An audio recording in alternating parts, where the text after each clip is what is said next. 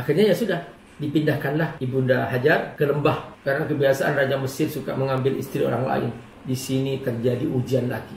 Ya, karena Ibunda Hajar langsung punya anak. Namanya Ar-Rahman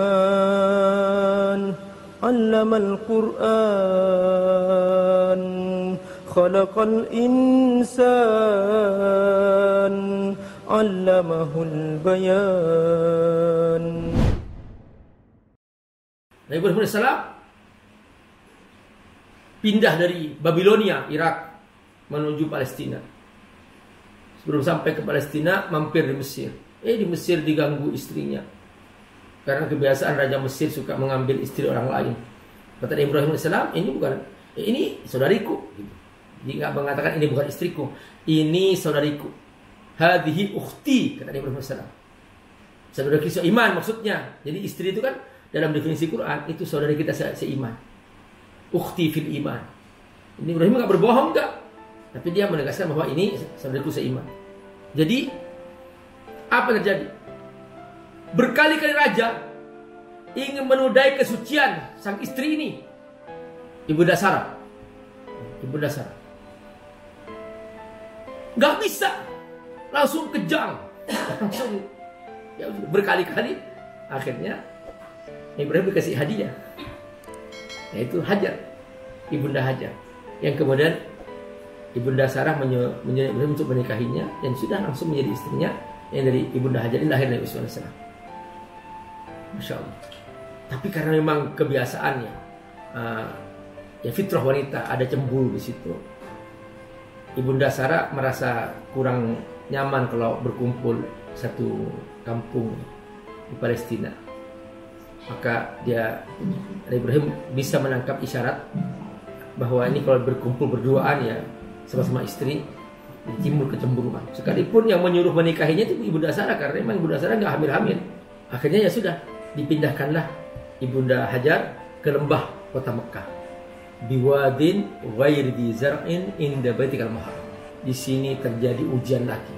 Ujian perpindahan dari negeri ke negeri, ya, dari Mesir ke Palestina. Di Palestina ujian lagi, kedua istri ini ya biasa cemburu. Ibunda Sarah nggak bisa tenang kalau selalu melihat wajah Ibunda Hajar. Ya, akhirnya ya sudah, dipindahkan ke sebuah lembah di kota Mekah. Biwadin ghairi dzi zar'in inda baitikal muharram. Sampai di situ, ya, karena Ibunda Hajar langsung punya anak, namanya Nabi Ismail AS. Sementara Ibunda Sarah belum punya anak ketika itu. Maka dengan lahirnya anak ini semakin kuat cemburunya. Nah, itu asal muasal pindah ke Mekah itu.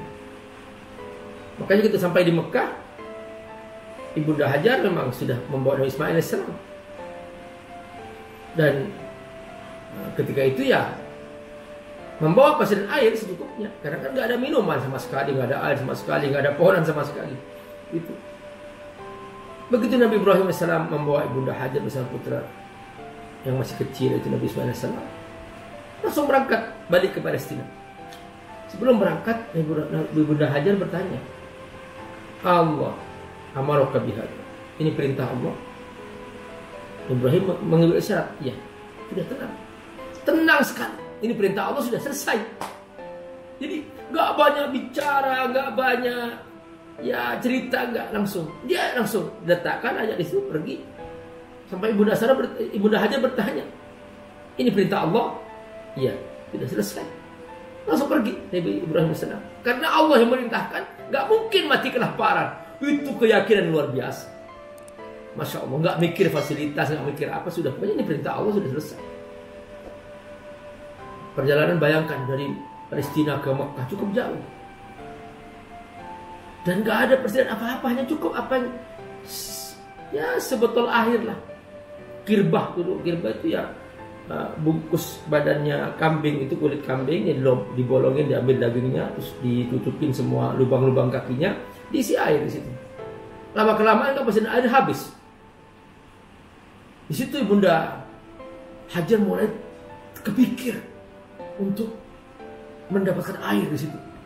Ya, bayangkan seorang wanita sendirinya punya anak masih kecil, bayi, anak masih menyusu, dia hanya berbekal satu kirbah air, ya, yang itu hanya beberapa hari saja bisa langsung habis, persediaan sangat terbatas.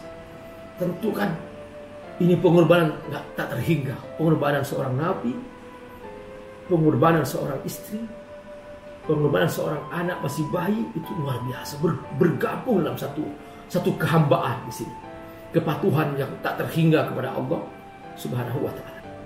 Ingat, intinya itu adalah kepatuhan, ketundukan kepada Allah, kehambaan kepada Allah yang tanpa mikir-mikir. Ya, ini di mana puncaknya ketika itu, perhatikan, ini bergabung pengorbanan seorang ayah, kepatuhan keluarga di lembah yang tidak ada kehidupan sama sekali. Tapi karena semua perintah Allah, ya nggak usah khawatir. Wong Allah bisa berbuat apa saja. Biyadihil mulk wa huwa ala kulli syai'in qadir fa'alun lima yurid. Udah yakin aja. Masya Allah, ini dahsyat sekali, ini kehambaan seperti ini dahsyat sekali. Allahu Akbar. Ya, usaha harus ada. Makanya Ibunda Hajar ketika dalam kondisi nggak ada air, dia usaha.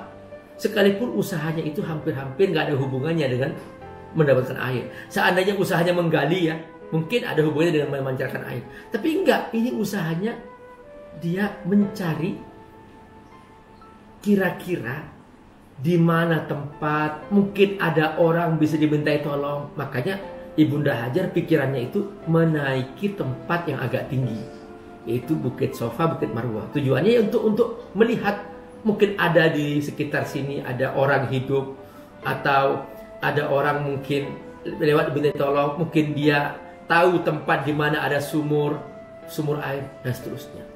Makanya karena memang tidak ada orang sama sekali, nggak ada kehidupan sama sekali di situ. Hanya 2 orang ketika itu, Ibunda Hajar bersama Yusuf alaihissalam. Nggak ada sama sekali. Makanya sampai bolak-balik 7 kali. Sofa Marwah, semuanya bukit. Untuk mencari tadi itu situasi itu. Namun kenapa kok bolak-balik? Karena Ibunda Hajar khawatir kalau terlalu jauh nanti dari Ananda Ismail, karena dia ditaruh di dekat situ, di dekat Ka'bah, ya di situ. Yang dulu waktu itu masih belum nampak Ka'bahnya, karena memang hanya tinggal bekas-bekasnya aja. Nah, ditaruh di situ. Masya Allah. Maka ketika sampai ke Marwah, takut semakin jauh, dia balik lagi ke Sofa, karena Sofa tidak terjauh daripada Ka'bah atau tempat ditaruhnya Ananda Ismail alaihissalam. Seperti itu, atau Nabi Yunus Ismail alaihissalam. Sahabat Allah, perhatikan bagaimana pengorbanan seorang ibu bolak-balik. Tapi subhanallah, Allah menghargai perjuangan seorang ibu. Allah menghargai pengorbanan seorang ibu. Masya Allah, luar biasa teman-teman. Allah abadikan menjadi ibadah sa'i, di mana laki-laki dan perempuan wajib melaksanakan ibadah ini ketika umrah maupun haji. Siapa yang mengatakan bahwa Islam merendahkan wanita? Siapa? Cukup ini jadi bukti.